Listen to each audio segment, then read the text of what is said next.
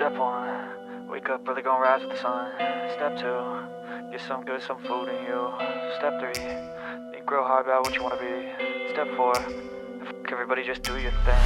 Wake up, today's gonna be a good day. Wake up, today's gonna be a good day. Wake up, today's gonna be a good day. Wake up, today's gonna be a good day. Wake up, today's gonna be a good day. Wake up, today's gonna be a good day. Wake up, today's gonna be a good day. Wake up, today's gonna be a good day. Yo. Set your affirmations, aspirations. I got shit to do, the aftermath of preparation. Good food, good mood, blood in circulation. One step at a time, yeah, that's how you make it. Good evening, welcome to Celtic Balls. Today we'll be doing part 1 of A to Z for new ball python owners. Part 1 will be titled Research. Do your research. Research. Where can you do your research? There's several places you can do research. You can go to local shows. You can go... Morph Market. I love Morph Market. You can go to the internet. You can go to Google, type in ball pythons. You can go to local breeders. You can go... IG is a good place. Thousands of places. Internet is probably your top place where you can do research. YouTube videos. You can learn a lot from YouTube videos. There are several people out there that are well-known educators in the reptile community that will answer your questions. You can go to the breeder that you are buying your ball python from. But with that being said, it is the customer's responsibility to do the in-depth research.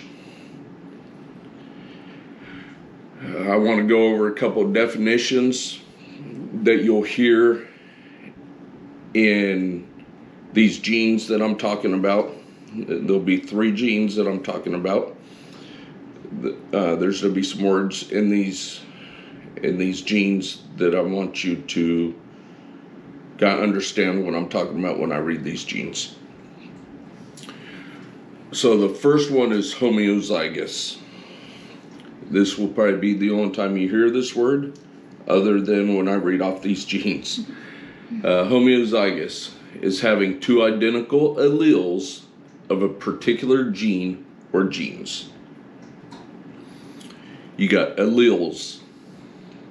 Alleles is one of 2 or more alternative forms of a gene that arise by mutation and are found at the same place on a chromosome. Heterozygous, or het for short. If you're in the ball python community, you'll hear het all the time. So when you hear het, it's heterozygous. And what a het is the presence of 2 different alleles at a particular gene locus. So the biggest thing to take out of that is het.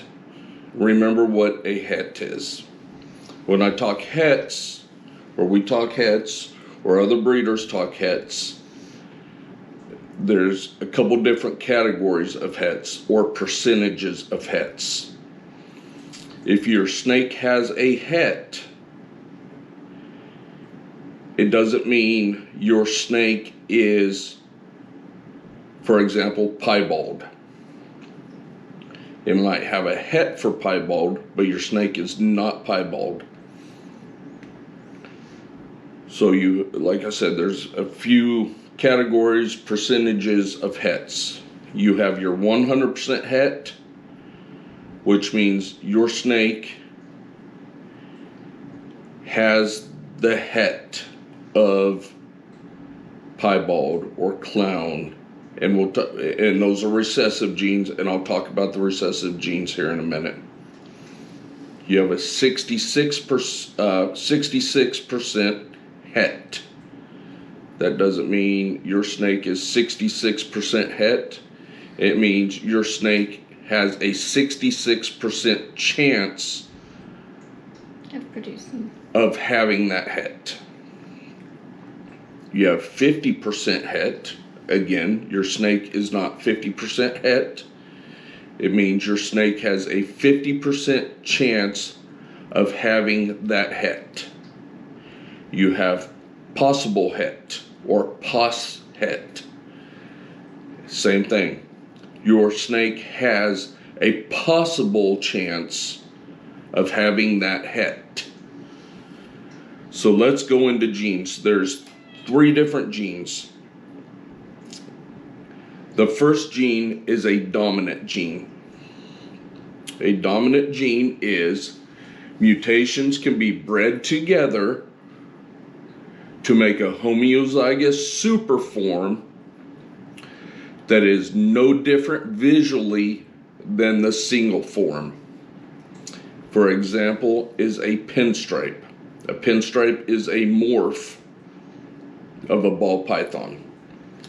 If you have a pinstripe female and a pinstripe male and you breed them together, you can have 2 copies of the pinstripe, but they will look exactly the same. There'll be no difference between a single gene pinstripe and a 2 gene pinstripe. So that is what a dominant gene is. You have your codominant genes. There's several codominant genes. A codominant gene is mutations can be bred together to make a homozygous superform that is visually different than the single gene. And for example, you have pastel, you have yellow belly, you have Mojave, there is tons and tons of codominant genes. So what I'm saying there is if you take a yellow belly and a yellow belly, male and female, and you breed them together, that snake will not look like a single gene morph yellow belly. What you'll come up with is a white snake. That's the 2 copies of the yellow belly. So that's what a codominant gene is. The last gene we're to talk about is your recessive genes. A recessive gene is mutations require both of the genes at a particular locus to contain the abnormality in order for the mutation to be visible. If only one of the genes at a particular locus contains the abnormality, then the ball python will be a het for the mutation. So for example, we'll go with piebald. Piebald is a recessive morph. To have a visual piebald, you have to have 2 copies of the piebald gene, of the recessive gene. If you have a piebald and a normal and breed them together, you will not get a visual piebald. You'll get normals, but every normal will have a het. They'll have 1 morph of the piebald. So remember, the recessives, you need 2 morphs of that recessive gene. So if you're on Morph Market at a local show, if you're talking to a breeder and you're looking for a snake and you see a piebald and think that you're to buy another snake that does not contain the piebald gene or morph in it and want to start breeding, you will not make visual piebalds. You have to buy a snake that has a het or that is a visual piebald. So if you're buying a snake for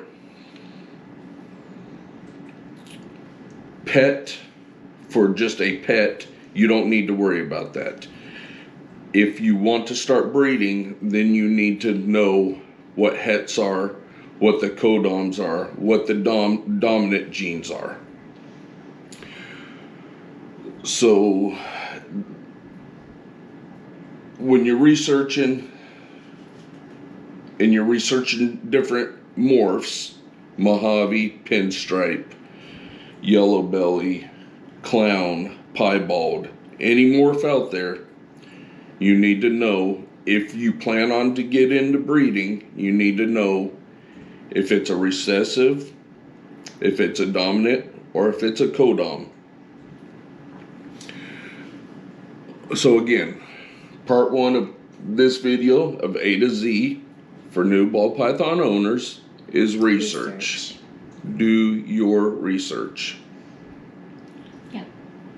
I know I did all the talking in this one. You did do all the talking in this one?